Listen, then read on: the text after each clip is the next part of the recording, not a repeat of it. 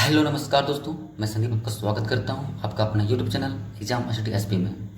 दोस्तों, आज मैं सामान्य अध्ययन में 20 मोस्ट इंपॉर्टेंट क्वेश्चंस लेकर आया हूं जो कि सभी कॉम्पिटिशन एग्जाम्स के लिए बहुत ही ज़्यादा महत्वपूर्ण है। चाहे आप रेलवे ग्रुप डी की तैयारी कर रहे हो, एनटीपीसी की तैयारी कर रहे हो, एसएससी की तैयारी कर रहे हो या फिर आप किसी भी कॉम्पिटिशन की तैयारी कर रहे हो, आपको इस प्रश्न जरूर देखने को मिलेंगे। और दोस्तों, मैं जितने प्रश्न लेकर आता हूँ सारे प्रश्न किसी न किसी एग्जाम में पूछ जा चुके हैं और ये सारे प्रश्न मतलब कि हमेशा रिपीटेड होते रहते हैं, है ना। इसलिए आप इस वीडियो में शुरू से अंत तक बने रहिए और यदि आप इस चैनल पर नए हैं तो इसे सब्सक्राइब कर लीजिए और बगल के बेल आइकन जरूर दबा लीजिएगा ताकि मैं जितने भी डालूंगा सबसे पहले इसका नोटिफिकेशन आप तक पहुँच जाएगा। तो चलिए देर करते शुरू करते हैं। तो पहला क्वेश्चन क्या है, देखिए, यदि विद्युत आवेश दो वस्तुओं को एक तार से जोड़ा जाए तो विद्युत करंट प्रवाहित नहीं होगा यदि ऑप्शन दिया हुआ है दोनों की धारिता समान हो, दोनों का तापमान समान हो, दोनों के आवेश की मात्रा समान हो और दोनों का विभव समान हो। तो इसका आंसर क्या होगा? इसका राइट आंसर हो जाएगा ऑप्शन नंबर डी, यानी कि यदि दोनों का विभव समान हो, है ना। देखिए, दो विद्युत आवेशित वस्तुओं के बीच करंट तभी प्रवाहित होता है जब उनके बीच विभवांतर हो, अर्थात विद्युत का प्रवाह अधिक विभव वाली वस्तु से कम विभव वाली वस्तु की ओर होता है ना। नेक्स्ट क्वेश्चन है, देखिए, क्वेश्चन बोल रहा है निम्नांकित में से कौन लौह चुंबकीय है। क्या बोल रहा है? लौह चुंबकीय बोल रहा है। तो इसका आंसर क्या होगा? देखिए, इसका राइट आंसर हो जाएगा ऑप्शन नंबर ए, यानी कि निकेल, है ना। निकेल का प्रतीक होता है Ni, जो कि एक लौह चुंबकीय पदार्थ है, क्योंकि किसी चुंबकीय क्षेत्र में रखे जाने पर इस क्षेत्र की दिशा में प्रबल रूप से चुंबकित हो जाते हैं। नेक्स्ट क्वेश्चन है, देखिए क्वेश्चन क्या बोल रहा है, विद्युत इस्त्री, हीटर, विद्युत केतली इत्यादि के तत्व बने होते हैं, यानी कि किससे बने होते हैं? इसका आंसर क्या होगा? देखिए, इसका राइट आंसर हो जाएगा ऑप्शन नंबर ए, यानी कि नाइक्रोम के, है ना। विद्युत इस्त्री, हीटर और विद्युत केतली होता है नाइक्रोम से बने होते हैं, जिसमें कि निकेल 80% होता है और क्रोमियम 20% होता है। और दोस्तों, नाइक्रोम में अत्यधिक गर्म होने की क्षमता भी होती है और नाइक्रोम जो होता है कि इसे विद्युत का मतलब कि विद्युत ऊर्जा को उष्मा ऊर्जा में रूपांतरित करता है ना। इस पॉइंट को भी याद रखिएगा कि विद्युत ऊर्जा को उष्मा ऊर्जा में रूपांतरित करता है। नेक्स्ट क्वेश्चन है, देखिए, एक चुंबक के चारों ओर वह अंतराल जिसमें चुंबकीय प्रभाव रहता है क्या कहलाता है? ऑप्शन है, देखिए, चुंबकीय क्रोड, चुंबकीय ध्रुव, चुंबकीय फ्लक्स और चुंबकीय क्षेत्र। इसका आंसर क्या होगा? तो इसका राइट आंसर हो जाएगा ऑप्शन नंबर डी, यानी कि चुंबकीय क्षेत्र, है ना। यानी एक चुंबक के चारों ओर वह अंतराल जिसमें चुंबकीय प्रभाव रहता है वह चुंबकीय क्षेत्र कहलाता है ना। और चुंबकीय क्षेत्र का मात्रक क्या होता है? तो गॉस होता है, GAUSS, है ना, गॉस कहलाता है। नेक्स्ट है, देखिए, 5 नंबर क्वेश्चन क्या है, निम्न यंत्र से विद्युत धारा का मापन करते हैं। विद्युत धारा का मापन किसे किया जाता है? तो इसका राइट आंसर हो जाएगा ऑप्शन नंबर डी, यानी कि एमीटर, है ना। एमीटर से विद्युत धारा का मापन किया जाता है और विद्युत धारा का इकाई क्या होता है? तो विद्युत धारा का इकाई क्या होता है? एम्पियर होता है ना। इस पॉइंट को भी याद रखिएगा। नेक्स्ट क्वेश्चन है, देखिए 6 नंबर क्वेश्चन क्या है, विशिष्ट प्रतिरोध का एसआई मात्रक है। तो विशिष्ट प्रतिरोध का एसआई मात्रक क्या होता है? इसका राइट आंसर है ऑप्शन नंबर सी, यानी कि ओम मीटर। ओम मीटर विशिष्ट प्रतिरोध का एसआई मात्रक होता है। नेक्स्ट क्वेश्चन है 7 क्वेश्चन, देखिए, विद्युत आवेश का मात्रक है। तो विद्युत आवेश का मात्रक क्या है? इसका राइट आंसर हो जाएगा ऑप्शन नंबर बी, यानी कि कूलम, है ना। विद्युत आवेश का मात्रक क्या होता है? तो कूलम होता है और विद्युत आवेश का एसआई मात्रक कूलम होता है। और जबकि एमटीएस पद्धति में क्या होता है? एसआई मात्रक होता है कूलम और एमकेएस में क्या होता है? तो फैराड होता है ना। इस पॉइंट को याद रखिएगा, क्या होता है? फैराड एमकेएस में, है ना। इस पॉइंट को याद रखिएगा। नेक्स्ट है, देखिए 8 नंबर क्वेश्चन क्या है, प्रत्यावर्तित निर्गम को निम्न में से किस इकाई में अभिव्यक्त किया जाता है? इसका आंसर क्या होगा? तो इसका राइट आंसर हो जाएगा ऑप्शन नंबर बी, यानी कि किलो वोल्ट एम्पियर, है ना। किलो वोल्ट एम्पियर एक राशि है जिसके द्वारा किसी ऐसी परिपथ में प्रत्यावर्तित निर्गम को व्यक्त किया जाता है। नेक्स्ट क्वेश्चन है, देखिए 9 नंबर क्वेश्चन क्या है, 100 डिग्री सेल्सियस वाष्प पर क्या बोल रहा है? 100 डिग्री सेल्सियस पर वाष्प पानी की तुलना में ज़्यादा गर्म होता है क्योंकि ऑप्शन दिया हुआ है वाष्प एक गैस है, वाष्प उच्च ज्वलनशील है, वाष्प अधिक ऊष्मा प्रस्तुत कर सकता है और इनमें से कोई नहीं। तो जब 100 डिग्री सेल्सियस पर जब वाष्प होता है तो पानी की तुलना में ज़्यादा गर्म होता है। क्यों होता है? इसका आंसर क्या होगा?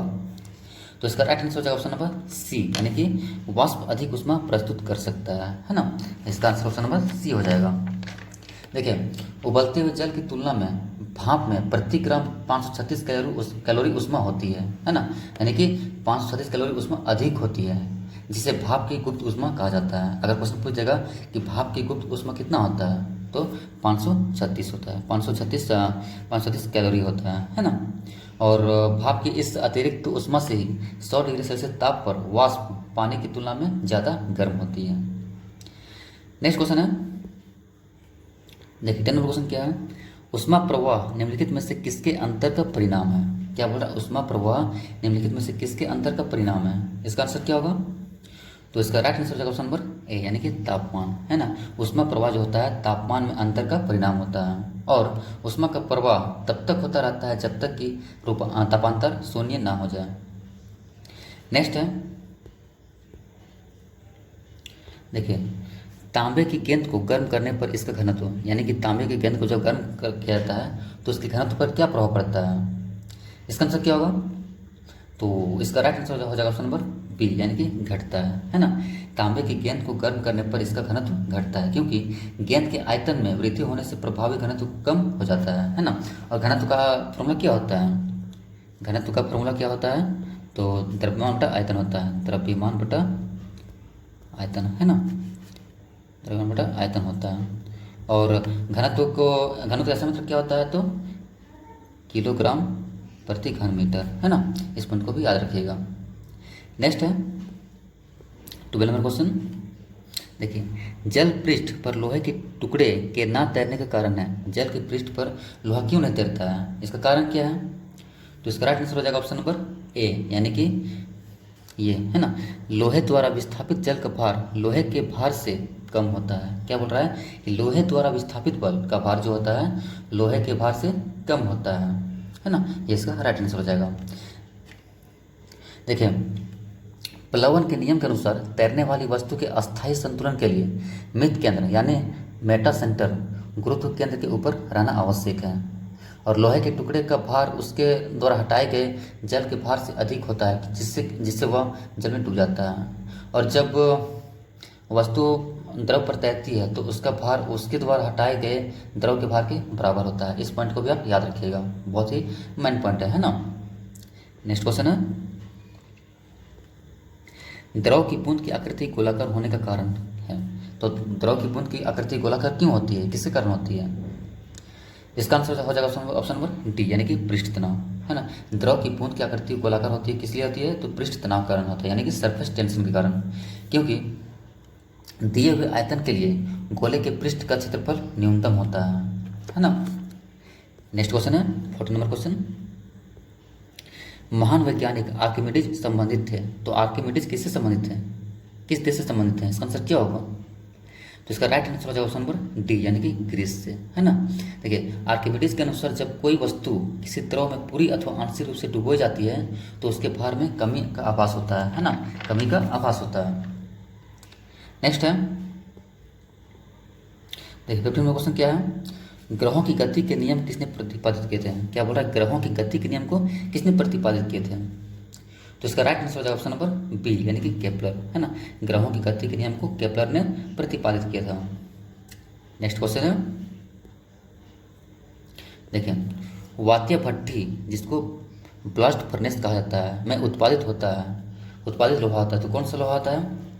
वात्य भट्टी के वात्य भट्टी में जो उत्पादित होता है वह लोहा कौन सा होता है? इसका राइट आंसर हो जाएगा ऑप्शन नंबर ए, यानी कि कच्चा लोहा, है ना, कच्चा लोहा इसका राइट आंसर हो जाएगा। नेक्स्ट है, देखिए, निम्नांकित में से किस रंग की सर्वाधिक तरंगधरी होती है? क्या बोला? सर्वाधिक तरंगधरी जो होती है किस रंग की होती है? तो इसका राइट आंसर हो जाएगा ऑप्शन नंबर ए, यानी कि लाल, है ना। देखिए, सबसे अधिक तरंगधरी किसमें होता है? लाल रंग की होता है। इसीलिए क्या होता है कि इसको सिग्नल में इस्तेमाल किया जाता है ना। और सबसे कम तरंगधर किसका होता है? तो सबसे कम तरंगधर होता है बैंगनी रंग का। नेक्स्ट है, डीएनए संश्लेषण का प्रतिपादन किसने किया था? क्या बोला? डीएनए का संश्लेषण का प्रतिपादन किसने किया था? इसका आंसर क्या होगा? देखिए इसका राइट आंसर हो जाएगा ऑप्शन नंबर ए, यानी कि कॉर्नबर्ग, है ना। कॉर्नबर्ग ने ही डीएनए संश्लेषण का प्रतिपादन किया था। और इसका पूरा नाम क्या है? तो आर्थर कॉर्नबर्ग। और इन्होंने डीएनए संश्लेषण का प्रतिपादन किया था तथा इसलिए इनको 1959 ईस्वी में चिकित्सा विज्ञान का नोबेल पुरस्कार भी दिया गया था, है ना। यानी कि इन्होंने जो क्या हुआ था ना, डीएनए संश्लेषण का प्रतिपादन किया था, इसलिए इन्हें 1959 ईस्वी में चिकित्सा विज्ञान का नोबेल पुरस्कार दिया गया था। नेक्स्ट क्वेश्चन है 19 नंबर क्वेश्चन, टेट्रा एथिलेट यानी कि TEL, तेल इसको कहते हैं, पेट्रोल में क्यों मिलाया जाता है? टेट्रा एथिलेट जो होता है पेट्रोल में क्यों मिलाया जाता है? इसका आंसर हो जाएगा ऑप्शन नंबर डी, यानी कि अपस्फोटक रोधी को दर को बढ़ाने के लिए, है ना। नेक्स्ट है और लास्ट क्वेश्चन है, निम्नलिखित में से कौन सी एक कंप्यूटर भाषा नहीं है? क्या बोला? कंप्यूटर भाषा नहीं है। इसका आंसर क्या होगा? तो इसका राइट आंसर हो जाएगा ऑप्शन नंबर ए, यानी कि विंडोज़ 98, है ना। विंडोज़ 98 ऑपरेटिंग सिस्टम पर आधारित ग्राफिक्स यूजर इंटरफेस है, यानी कि GUI, है ना। इस पॉइंट को याद रखिएगा। इसका फुल फॉर्म क्या होता है? तो ग्राफिक्स यूजर इंटरफेस, है ना। तो दोस्तों उम्मीद करता हूँ कि मेरा वीडियो आपको अच्छा लगा होगा। अगर अच्छा लगा है तो प्लीज़ लाइक करें और कमेंट करके जरूर बताएं कैसा लगा है। और दोस्तों मेरे चैनल को सब्सक्राइब करना जरूर भूलिएगा नहीं, ठीक ना।